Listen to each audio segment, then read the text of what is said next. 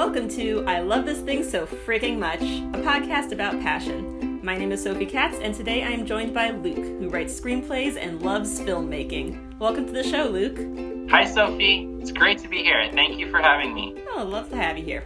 So, here's how this works. Luke will have 3 minutes to talk about something that he loves. This can be a person, place, thing, concept, activity, anything he wants. Our only requirement is that he loves it wholeheartedly and wants to tell us why. Are you ready, Luke? Ready in action. All right, got my timer here. Now, what do you love so freaking much? Well, as an artist, I freaking love writing character arcs. Stories give the audience a fantasy of change. It's the magic in the movies, right? In theater and film, we get to watch characters change right before our eyes, even though in the real world, change is not as recognizable or instantaneous. At the same time, I find it interesting how a character's arc can both influence and reflect what the audience believes. That being said, it's a happy coincidence, I think, that we're recording this smack dab in the middle of the Stonewall Riots anniversary against the NYPD in 1969. Afterwards, the medium of film and television had a lot to say about the relationship between U.S. police and anyone outside of heteronormativity. And in that framework, I'd like to talk about the evolution of queer characters in American cinema. So, after the Stonewall Riots, we start seeing increasingly positive portrayals of queer characters, but we don't yet see much of queer representation in the police force. In conjunction, we'd see heterosexual police officers coming to terms with their own preconceptions.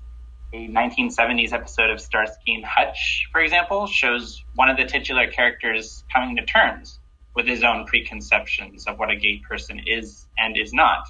And he arrives at a more mature understanding. In the 1980s, we start seeing queer characters entering the police force, but the contrast between queer and non-queer is very evident. The juxtaposition is usually played for laughs, and the characters are static. In 1982, Paramount Pictures released a film called Partners, a buddy cop comedy starring Ryan O'Neal as a heterosexual police officer, and the Oscar-nominated John Hurt himself as his homosexual partner. I'm going to quote a couple lines really quick from the film's trailer, which you can watch on YouTube. Mr. Macho meets his mismatch, pun intended. Ryan O'Neal is Benson, 100% all-male top hero cop. John Hurt is not, end quote. Doesn't hold up well today. John Hurt's character is homosexual, effeminate, and ineffective police officer, essentially, all rolled into one. And a recurring theme is that aggression and intimidation are stereotypically male character traits are synonymous with keeping law and order. The premise of these earlier films is that a male police officer who displays feminine characteristics would be an insult to his profession. But that is finally starting to change. Lena Waithe portrayed a gay police officer in Pixar's Onward. And I know the writers of Brooklyn Nine-Nine are rewriting upcoming episodes to reflect police brutality against the Black community.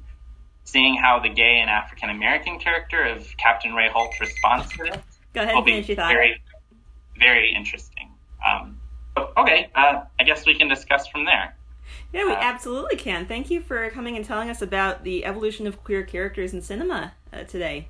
Yeah, I definitely find it, as a writer, my responsibility to look more into how not only queers are represented in the world, but in particular, specific job fields, right? We want to see queers in their, what they do, how we respond to violence, how we respond to aggression. And we want to see characters grow in that sense, but at the same time act as anyone would act in a situation that puts them into, situations that would make them make choices. And that's where we see the most growth. And that's the kind of characters I like to watch, the characters I'd like to write more about. That's definitely where I find myself more and more as our nation, grapples with where we are and the reality of the situation. You talked a lot about queer characters in a policing context earlier as an apparent contrast to what the police quote-unquote stand for, and now more recent examples where you have queer characters who are police officers. Can you talk a little more about different roles that queer characters have been portrayed in besides the police? Sure. I think that's usually where we can determine whether or not the portrayal is reflected on the era. So you start, after the Stonewall riots, you start seeing, trans characters typically portrayed as, sex workers or working in the entertainment industry. And the audience is somewhat removed, a typical audience would be, or the target audience rather, would be removed from that. So they're still seen as something other, something foreign, something they don't necessarily understand. So increasingly we start seeing queer characters outside of roles that would be outside of the target audience's, job situation, whether it's, working in an office, whether it's working in something that would typically involve, a heteronormative behavior or characteristic, transcending that has definitely been a general trend over the years. Could you tell us a few more examples of shows that, or depictions, if it's a TV show or film, whatever comes to mind, that show a little more of how far we come? What would you recommend and point to as, hey, if you don't want to watch the stuff that was harmful back then, watch this instead? Well, I think an interesting change I've seen is probably in children's media. I mentioned Onward from Pixar, but Mr. Rogers had a queer character and no one really knew about it until the character himself spoke about it. Police officer Francois Clemens, who was an actor working for the studio at the time with Mr. Rogers, he took a foot bath. It was actually in 1969, too, when all this happened. He took a foot bath together with Fred Rogers. It was almost a sign of them coming to terms with their equality. I mean, Clemens' sexuality, though, wasn't brought up in that specific episode. And that was definitely representative of the censorship of the era. But then I think it was 1993 when Clemens and Rogers took the same foot bath together, and Clemens spoke of that situation. But I think definitely in terms of children's media, we see more of that queer representation where the sexuality of the character isn't the main focal point. They're just living their lives. They're doing what any person in the world does. They want to be happy. They want to be treated like anyone else. So seeing that is uplifting, and it's definitely a representation of the change that we see. I've definitely seen that too. Like, just coming to mind right now is the cartoon She-Ra that just finished up, Steven Universe. I love Bo. I love the character of Bo. And Andy Mack, I think that's on Disney Channel. Yeah, it's also great to see that there's Black and queer representation, and they're not segregated either. They're both equally represented, and it's not something that has to be distinct. I think writers are definitely doing a better job at that. So we've come a long way for sure. But I think I'd like to see a little bit more of representatives of the alphabet community, if you will, outside of LGBTQ specifically. So there's progress, of course, to be made, but we've come a long way. We have. But could you talk a little bit about how far we definitely still have to go? What's your what are a couple of things on the list of things you want to create as a filmmaker yourself, or see other filmmakers create? Well, I looked up a few statistics before the podcast. According to the Gina Davis Institute of Gender and Media's reports, male characters are more likely to take on stereotypically gendered traits. They're more likely to be shown as violent and twice as likely to be shown as criminals.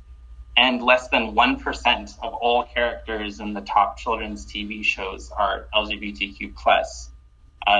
So, yeah, definitely in those areas, I'd like to see less portrayals of characters who have something to prove, or characters who have less control over their emotions and don't recognize that aggression isn't the best response. And of course, aggression should be recognized as an emotion, and that's how characters can be shown to mature over time, is they come to grasp over their aggression or otherwise negative characteristics. So definitely seeing that is something I'm looking forward to. Also, representation of large body types. Again, the Gina Davis Institute indicates that only 11% of all characters in 2019 were represented with large body types. It's definitely not representative of the real world, which is more than 40% of the population, according to the study. So I think all across the board, we have, a very homogeneous representation going on. It's out of the question at this point. So it's really a matter of deciding what to choose, what to prioritize, right? So yeah, but there's certainly a lot.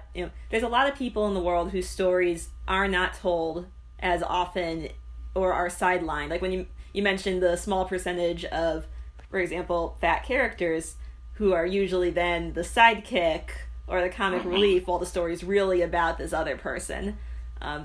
So there is a lot to do. There are a lot of people's stories to tell, but you absolutely have to start somewhere and anywhere, and then we'll have them.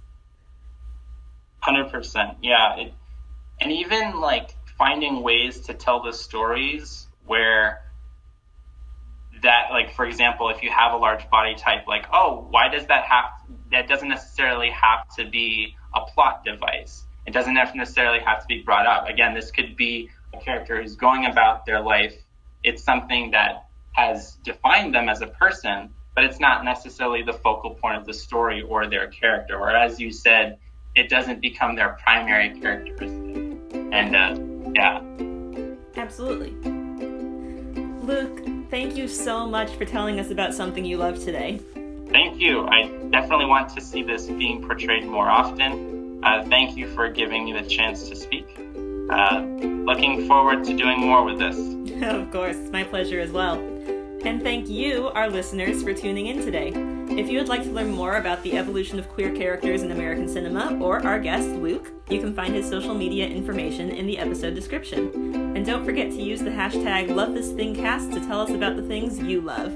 I Love This Thing So Fricking Much is a production of Through the Window Media. This episode was directed by Sophie A. Katz and edited by Melissa Block. You can find us at Through the Window on Twitter, Facebook, Instagram, or Tumblr. That is THROU, the window, at all those social media sites. Be good to yourself, be kind to each other, and you'll hear from us again soon.